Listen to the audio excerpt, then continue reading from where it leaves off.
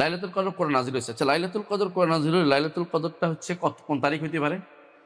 একটা হাদিস রাসূলুল্লাহ সাল্লাল্লাহু আলাইহি ওয়াসাল্লাম বলেছেন যে লাইলাতুল কদর হচ্ছে কোরআন নাজিল হয়েছে 24 তারিখ দিন গত রাত। এটা আছে হাদিসটা, জানেন তো? মুসনাদ আহমদের হাদিস।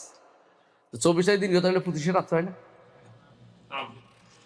25 রাত তাহলে বোঝা গেল যেই সময় নাজিল হয়েছে, যেই বছর নাজিল হয়েছিল ওই বছর 25 রমজান ছিল লাইলাতুল কদর, তাই না?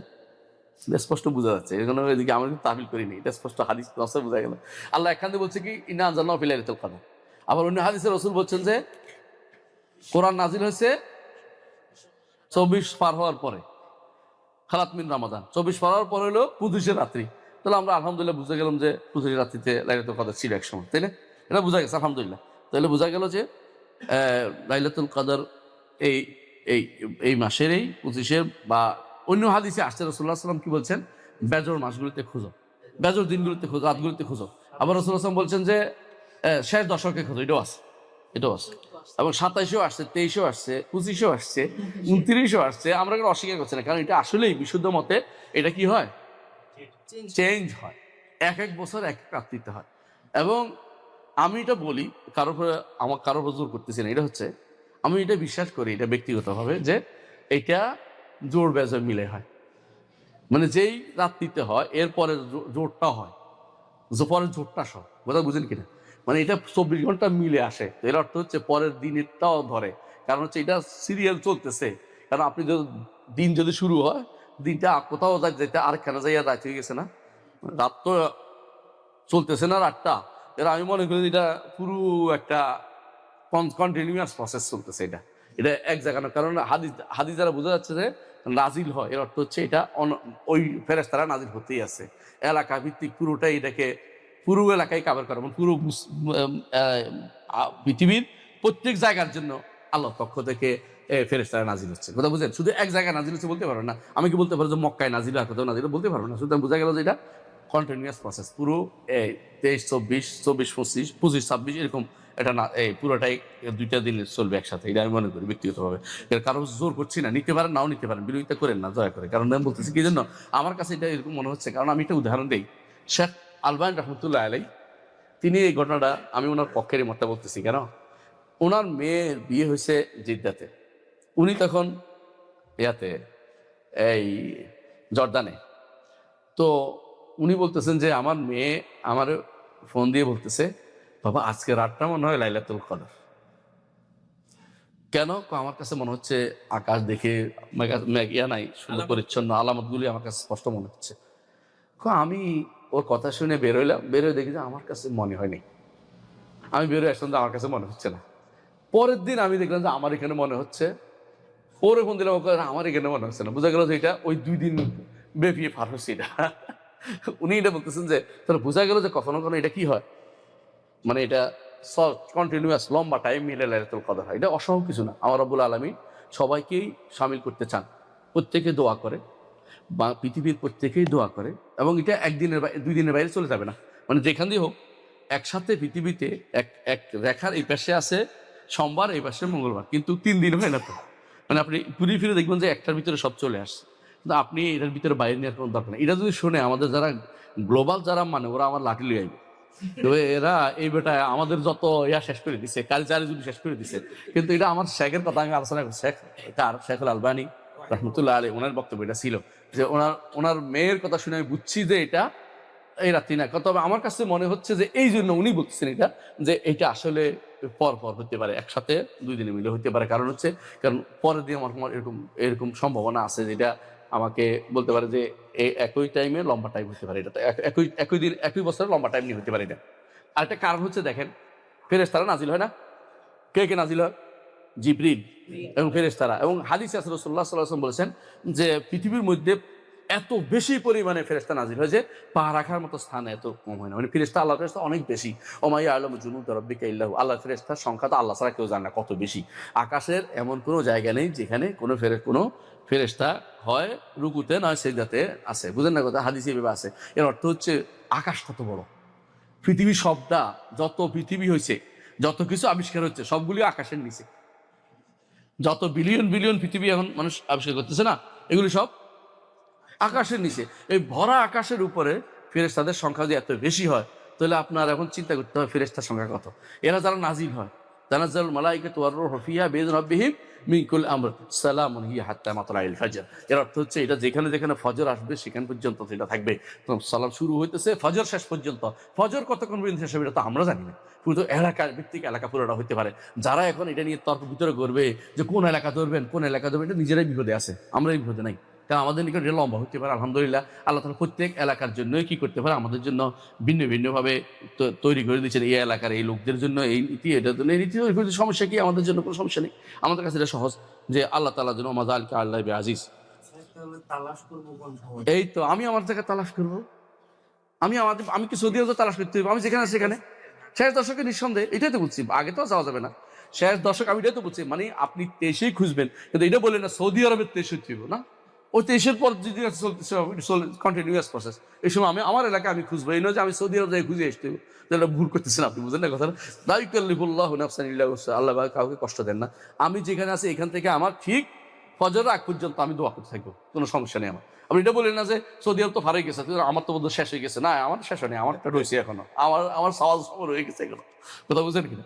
এটা হচ্ছে ওদের নীতি। ওরা মনে করে যে ওই দেশে দিকে তাকাই থাকতে হবে না, ওই দিকে তাকাতে কোনো দরকার নেই। আলহামদুলিল্লাহ আল্লাহ, একটা সময় তো ছিল যখন খবর পাইতাম না আমরা, তখন যেভাবে চলতেছে এখনো সেভাবে চলতে পারবে, কোনো সমস্যা নেই। কথা বুঝছেন? মানে একটা সময় তো ছিল যে কোন দেশে রাত কখন হচ্ছে দিন কখন হচ্ছে আমরা জানতাম না, এখন আমরা জানতে পারছি ইয়ার বদৌলতে। কিগুলি? ইন্টারনেটের বা বিভিন্ন প্রযুক্তির বদৌলতে। প্রযুক্তি যদি আবার নষ্ট হয়ে যায় তো আবার আমার আগের জায়গায় ফিরে যাবো।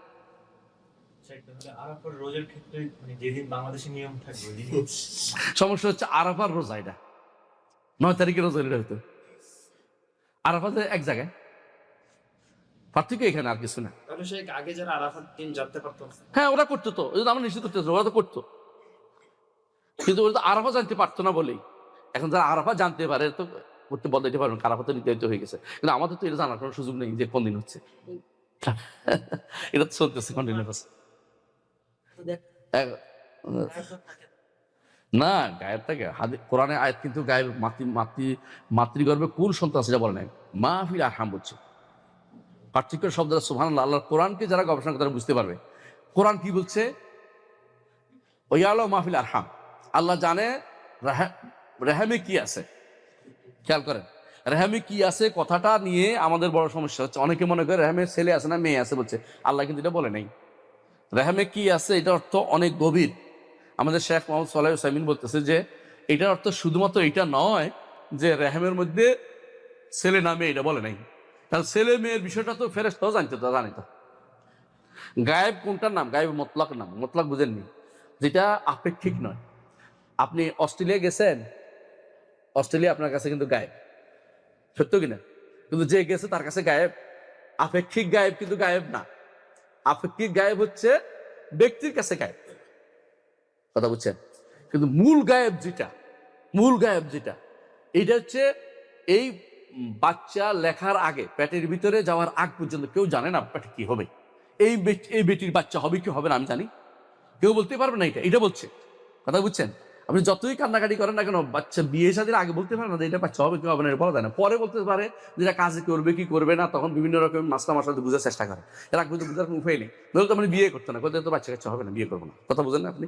তো এই শরীয়তে বলছে মাহফিল আরহাম, যে রেহামের মধ্যে কি আছে এটা আল্লাহ ছাড়া কেউ জানে না। কিন্তু যখন বাচ্চা পেটে আসে, খেয়াল করেন, তখন কত দিনের মধ্যে? 42 দিনের দিনেই কে জানতে পারে? ফেরেশতা জানতে পারে। ফেরেশতা জানতে পারে। ফেরেশতা যখন জানতে পারে তখন গায়েব নেই আর। কথা বুঝছেন কিনা? যেমন ধরেন বুঝাই বলি, আগামী দিন কি হবে ফেরেশতা জানে? আচ্ছা কিয়ামত কখন হবে ফেরেশতা জানে? বুঝছেন কিনা? নবী জানে? কেউ জানে না। এটার নাম গায়েব। আগামী দিন আমি কি খাবো ফেরেশতা জানে? নবী জানে? এটার নাম গায়েব। গায়েব বুঝছেন তো? গায়েবের খামসা যেটা বলছে আপনি একটু খেয়াল করেন, এই খামসা, এই 5টি জিনিস কেউ জানে না, একমাত্র কে জানে? আল্লাহ জানে। যদি ফেরেশতা যখন থেকে জানছে তখন এটা আর কি গায়েব থেকে এটা হাজারে চলে আসছে। আগামী দিনটা আমি এখন জানলাম না, কিন্তু আগামী দিন খাওয়ার পর আমি বুঝছি আগামী দিনটা কিন্তু আমি এখন জানছি। ও তখন আর আগামী দিন নাই, এটা পার হয়ে গেছে সময়টা। আগামী দিন আজকে হয়ে গেছে, কথা বুঝেন না? আর আগামী দিন যখন আমি জানবো যে আমি কি খাইছি, তখন আগামী দিন আর না, এটা আজকে হয়ে গেছে। ঠিক যেদিন ফেরেশতা জানছে যে এইটা পেটে, এই বেটির পেটে বাচ্চা ছেলে না মেয়ে হবে, সেদিন তো এটা কি হয়েছে, এটা হাজার হয়ে গেছে, এটার গায়েব নাই। এই জন্য অনেকে এই কথাটা ভুল বুঝে যে পেটের বাচ্চা তো জানতে পারলো এখন কি দিয়ে, মেশিন দিয়ে। আরে মেশিনের আগেও তো বহুত আগে জানছে কে, ফেরেশতা জানছে। তো তুমি ভুল তফসির করতেছো কেন? মাসালাগুলি সহজে বোঝা যায় এখানে, বুঝছেন তো কথাটা? গায়েব যদি বিভাগ না করেন আপনি বিপদে পড়বেন। গায়েবের দুইটা অংশ আছে, একটাকে বলা হয় গায়েবে নেসবি, একটা হলো একটা আপেক্ষিক গায়েব, একটা হলো মূল গায়েব। মূল গায়েব কেউ জানে না, মূল গায়েব জানার কারো কোনো সুযোগ নেই। আপনারা শুনেছেন একদিন, কাহিনীর কথা কাহিনী হিসেবে বলতেছি, ইমাম মালিকে নাকি মালাকুল মউতের স্বপ্নে দেখছে।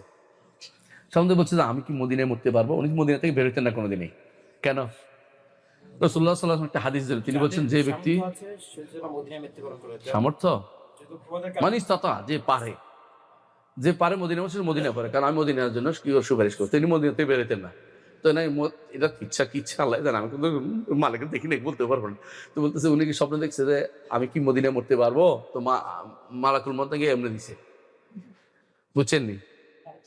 হ্যাঁ, খামসা, এটি 5-এর ভিতরে। তো তুমি কোথায় মরবে আমি জানি না।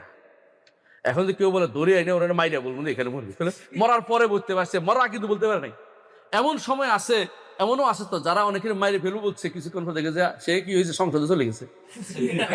দেখছেন না, 3 জনের মাইরে ফেলবো বলছিল, ওই 3 জন তো সংসদে চলে গেছে। এখন কি আশ্চর্য, তাহলে বোঝা গেল যে সে তো আগামী দিন মরবে বলছে, আগামী দিনে কিন্তু আগামী দিন যখন আসবে সেদিন কিন্তু আগামী দিন থাকে না, এটা কি হয়ে যায়, ওই দিন হয়ে যায়। তো আল্লাহ তাআলা যেটা বলছি এটা অত্যন্ত মানে একটু সুন্দর সলিউশন, যে আগামী দিনের খবর কেউ জানে না, এগুলো আল্লাহ জানে। তিনি ব্যতীত কেউ ভবিষ্যতের খবর জানে না, সোজা কথা মনে রাখবেন এটা। অনেকে বলে যে এই তো দেখছি যে মনে গেছে, এই তো জানার পরে পড়ছে, এটা এর আগে তুমি জানোস না, আগামী দিনে জানোস না, আজকে জানছো। সুবহানাল্লাহ। তাই আমরা আসল জায়গায় আসি, অনেক বাকি আছে এখনো কথা, ধরেন। তাই লাইলাতুল কদর, লাইলাতুল মুবারাকা, তাই না? লাইলাতুল কদরে কোরআন নাজিল হওয়ার অর্থ কি, কে বলতে পারবে দেখি? হ্যাঁ, লাইলাতুল কদর কোরআন নাজিল হয়েছে না, এর অর্থ কি? আহসানতা, লাউহে মাহফুজ থেকে এটা সামায়ে দুনিয়াতে আসছে। আমাদের নবীর কাছে কয় তারিখ আসছে? 17 রমাদান, এটা মুখস্থ থাকতে হবে, 17 রমাদান, ভুল করবে না, 17 রমাদান। এটা নাম হচ্ছে ইয়াউমুল ফুরকান, ইয়াউমুল তাকাল জামাআন, 17 রমাদান, যেদিন ইকরা বিসমি রাব্বিকাল্লাযী খালাক নাজিল হয়েছে, এটা 17 রমাদান নাজিল হয়েছে। এটা যেন আমাদের তাফসীরের মধ্যে উল্লেখ আছে। অনেকে না বুঝে ঝগড়া লেগেছে, কয় আপনি 17 লিখেন, 27 হবে নি কেন? এটা ভাই আপনারা কেমনে বুঝাই, এটা 27 না, এটা 17ই। কয় যে উনি মনে করছে লাইলাতুল কদর তো 27, এটা 27 বানিয়ে বলতেছে। আরে ভাই, এটা তো আমার কথা না, এটা আলেমদের কথা। আপনি দেখেন সুয়ুতির উল্টে দেখেন, এটা বলছে ইমাম সুয়ুতিরা বলছে। তাই আসি, তো লাইলাতুল মুবারাকা বুঝছি, তাই না? এই দিনের ইবাদত কত? 1070। আচ্ছা, আমরা সময় দেরি না হোক, তাড়াতাড়ি করে একটু। লাইলাতুল কদরে কি কি করা দরকার? কিয়াম। আর লাইলাতুল কদরে কি করা দরকার? ইতিকাফ। আর কি? দোয়া। তারপরে নেক আমল। লাইলাতুল কদর তাহলে আমরা আগেও বলেছি বিতির বেজোড় রাত্রিগুলো, তাই না? লাইলাতুল কতক্ষণ পর্যন্ত থাকে? কিয়ামত পর্যন্ত থাকবে, ততদিন প্রতি রমজানে কিয়ামত পর্যন্ত থাকবে এটা ইনশাআল্লাহ। কেমন? হ্যাঁ, এর আলামত কি? একটা আলামত বলেন তো। সূর্যের আলো কম থাকবে, ঠিক আছে, আলহামদুলিল্লাহ।